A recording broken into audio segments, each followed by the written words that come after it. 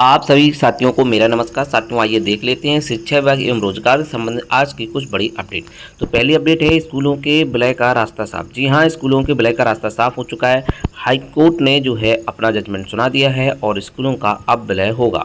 वहीं स्कूलों को विलय के खिलाफ शिक्षकों का विरोध प्रदर्शन जारी। आज जो है सभी बीएसए ऑफिस पर दिया जाएगा धरना। वहीं शिक्षक भर्ती के लिए अध्याचन का प्रारूप हुआ तैयार।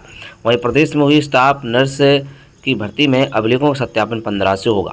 तो साथियों, आज की इस वीडियो में बात करेंगे आरओ भर्ती के बारे में, यूपी बोर्ड के बारे में और तमाम अन्य अपडेट आप सभी को इस वीडियो में देखने को मिलेंगे। तो वीडियो को पूरा देखिएगा, काफ़ी इंपॉर्टेंट अपडेट आप सभी को इस वीडियो में शेयर की जाएगी। बेसिक शिक्षा परिषद के स्कूलों के विलय के विरुद्ध दाखिल याचिकाएं खारिज। कहा, संविधान के तहत अनिवार्य शिक्षा का अधिकार 1 किलोमीटर भीतर स्कूल की बाध्यता नहीं। इनकान बच्चों और अन्य याचिकाओं की एक साथ सुनवाई के बाद सुरक्षित किया गया था फैसला सुरक्षित। हाईकोर्ट की लखनऊ बेंच ने राज्य सरकार को बड़ी राहत देते हुए कहा कि विजय परिषद के स्कूलों का विलय करने के विरुद्ध दाखिल याचिकाओं को खारिज कर दिया है। न्यायालय ने अपने निर्णय में कहा है कि संविधान के अनुच्छेद 21A के तहत अनिवार्य और निःशुल्क शिक्षा अधिकार तो है, लेकिन यह नहीं माना जा सकता है कि अनुच्छेद 21A के तहत राज्य की वह जिम्मेदारी है कि वह 6 से 14 वर्ष की आयु के बच्चों को 1 किलोमीटर दूरी भीतर ही निःशुल्क और अनिवार्य शिक्षा प्रदान करे। यह निर्णय न्यायमूर्ति पंकज भाटिया और एकल पीठ ने सीतापुर की किरण कुमारी सहित 51 स्कूली बच्चों अन्य रिट याचिकाओं पर एक साथ सुनवाई करते हुए सोमवार को पारित किया है। शुक्रवार को मामले सुनवाई पूरी कर न्यायालय अपना निर्णय सुरक्षित कर लिया था। याचिकाओं को उसे दलील दी गई थी कि 16 जून 25 का स्कूल को विलय के सरकार का निर्णय मनमाना अवैध है, वह अनुच्छेद 21A के विरुद्ध है। कहा गया था शिक्षा अधिकार कानून के तहत बने नियम में 300 की आबादी के 1 किलोमीटर दायरे में 6 से 14 वर्ष के बच्चों के लिए एक स्कूल स्थापना दायित्व राज्य सरकार पर है।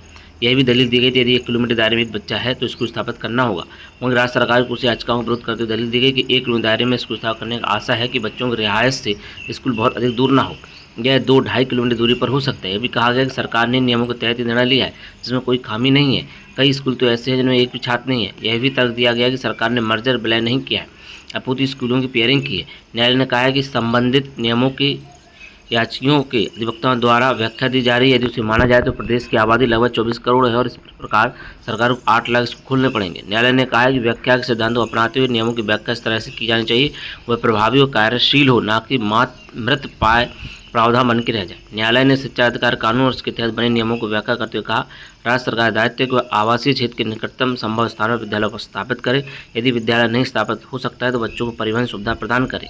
इसके साथ ही बच्चों के लिए आसपास के विद्यालयों की पहचान करना जरूरी है, चाहे वे सरकारी हो या निजी। तो स्कूलों के विलय में यूपी सरकार को उसमें राहत मिली है। ऐसे तो सरकार को 8 लाख स्कूल खोलने होंगे। यही सब चीज़ दलीलें यहाँ पर रखी गई हैं और इस वजह से जो है याचिका खारिज कर दी गई है। राष्ट्रीय शिक्षा नीति विपरीत नहीं है। प्रावधान न्यायालय ने राष्ट्रीय शिक्षा नीति 2020 को उल्लेख करते कहा है कि इसमें विद्यालयों की पेयरिंग जैसे मुद्दे पर चर्चा की है।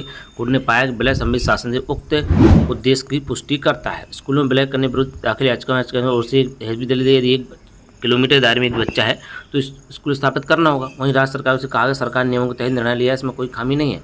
न्यायालय ने शिक्षा का अधिकार कानून के तहत बने नियमों की व्याख्या करते कहा, राज्य सरकार दायित्व है कि वो आवासीय क्षेत्र के निकटतम संभव स्थान पर विद्यालय स्थापित करे। यदि विद्यालय नहीं स्थापित हो सकता है तो बच्चों को परिवहन सुविधा करें।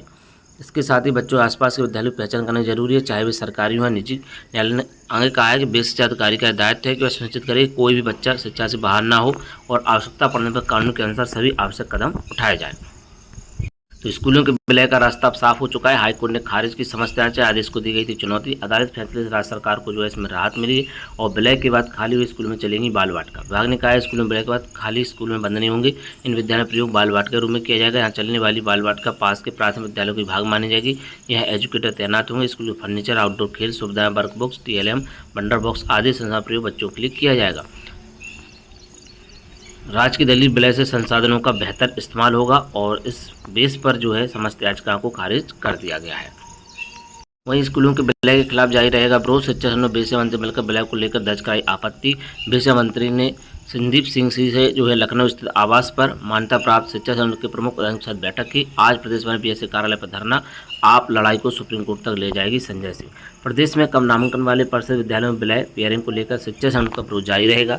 इस मामले में शिक्षा संघों ने बेसिक शिक्षा राज्य मंत्री स्वतंत्र प्रभार संदीप सिंह से मिलकर अपना विरोध दर्ज कराया है, जबकि आम आदमी पार्टी ने इस मामले में सुप्रीम कोर्ट जाने की बात की। विद्यालय विलय को लेकर हो रहे विरोध के बीच बेसिक शिक्षा मंत्री संदीप सिंह जी ने लखनऊ स्थित आवास पर मान्यता प्राप्त शिक्षा संगठनों के प्रमुख पदाधिकारियों के साथ बैठक की।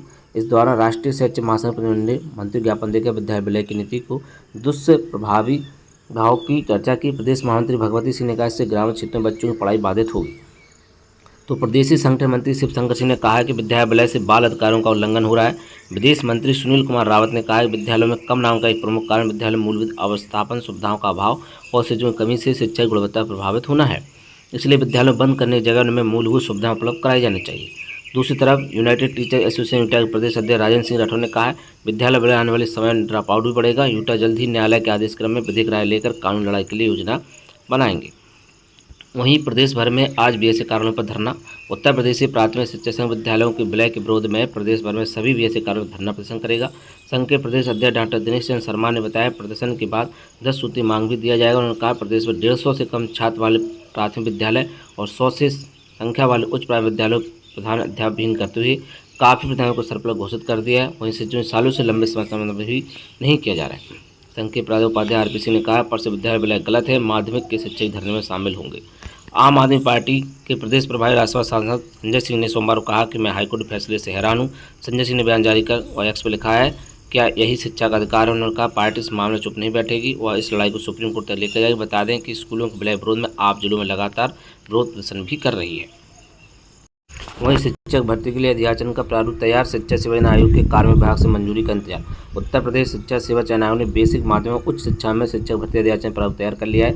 इससे संबंधित फाइल प्रदेश के कार्य विभाग को भेज दी गई है। कार्मिक विभाग को जल्द ही कार्य विभाग और आयोग के प्रतिनिधियों के बीच बैठक कर इस पर मुहर लगा दी जाएगी। साथ ही शिक्षक भर्ती का रास्ता साफ हो जाएगा।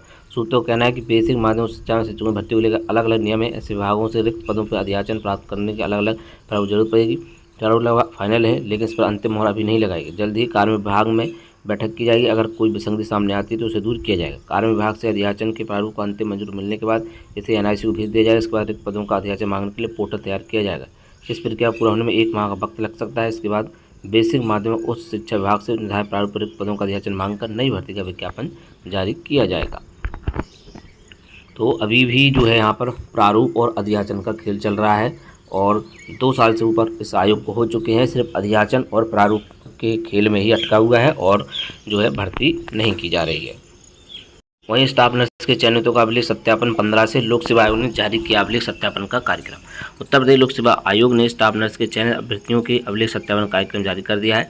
स्टाफ नर्स यूनानी के चयनितों का अभिलेख सत्यापन 15 जुलाई और आयुर्वेद के चयनितों का अभिलेख सत्यापन 15 से 17 जुलाई तक होगा। आयोग ने स्टाफ नर्स यूनानी पुरुष महिला परीक्षा 2023 और स्टाफ नर्स आयुर्वेदिक पुरुष महिला परीक्षा 2023 की मुख्य परीक्षा परिणाम 4 जुलाई को जारी किया। इसमें 94 अभ्यर्थियों सफल घोषित किया गया था, जिसमें आयुर्वेद 91 और यूनानी के 3 अभ्यर्थी शामिल थे।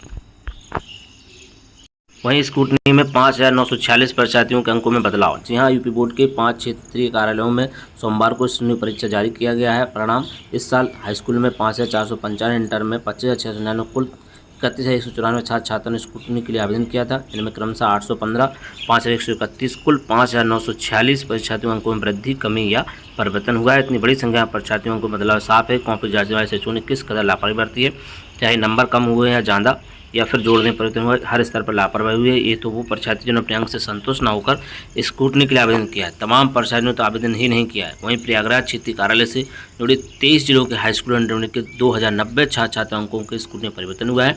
क्षेत्रीय सचिव कमलेश कुमार ने बताया कि हाईस्कूल में 2,316 परीक्षार्थियों ने स्कूटनी में आवेदन किया था। तो ये जो है स्कूटनी में 5,946 परीक्षार्थियों के अंकों में बदलाव बड़ा देखने को मिला है। वहीं आरओ एआरओ प्रारंभ परीक्षा पर बैठक आज। जी हां, 27 जुलाई को प्रस्तावित समीक्षा अधिकारी आरओ और सहायक समीक्षा अधिकारी एआरओ परीक्षा वर्ष 23 की तैयारियों को लेकर उत्तर प्रदेश लोक सेवा आयोग ने मंगलवार को नोडल अधिकारी बैठक 11 फरवरी 24 को प्रारंभ परीक्षा के दौरान पेपर लीक के कारण सरकार को परीक्षा निरस्त करानी पड़ी थी। इसी पेपर लीक के कारण सरकार उत्तर प्रदेश सार्वजनिक परीक्षा अनुसूचित साधनों का निर्धारण अध्यादेश 24 लागू करना पड़ा था। पहले तो सरकार ने 1 दिनों में परीक्षा कराने निर्णय लिया था, लेकिन मानकीकरण के विरोध के बाद पहले पीसीएस और फिर आरओ की प्रारंभ परीक्षा 1 दिन में ही कराने का निर्णय लिया गया। 1.5 साल बाद दोबारा होने जा रही परीक्षा में कई बदलाव हो चुके हैं। तो साथियों, आज की प्रमुख अपडेट में बस इतना ही। और भी ऐसी अपडेट के लिए बने रहे आप हमारे यूट्यूब चैनल शिक्षा विभाग पर। तो मिलते हैं आप किसी नेक्स्ट वीडियो में। जय हिंद।